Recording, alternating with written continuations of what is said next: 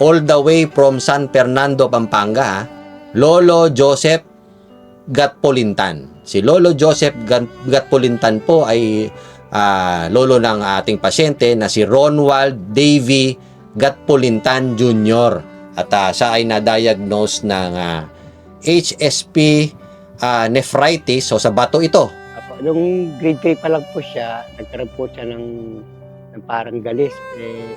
Indication na po pala na may sakit na siya sa bato.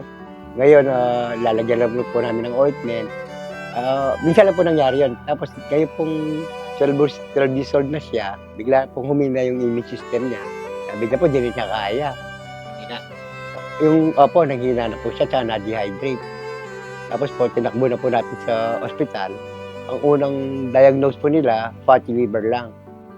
Tapos po, nung pa-ultrasound siya, doon na po nakita yung HSP nephritis.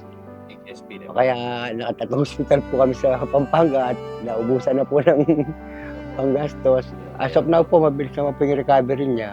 Kaya lang po, sabi, pagka gumaling na po siya, huwag lang siyang kakain ng contrary, pagkain natin malasa. Otherwise, magmamanasan lang po.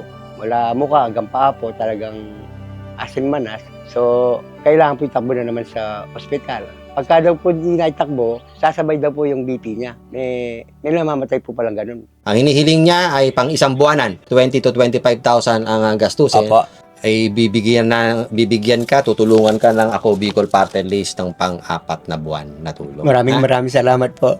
Lalo-lalo na po kay Congressman Saldico, saka po kay Congressman Pido Garvin. Ganon din po sa Ako Bicol, at saka po sa Abante Radio.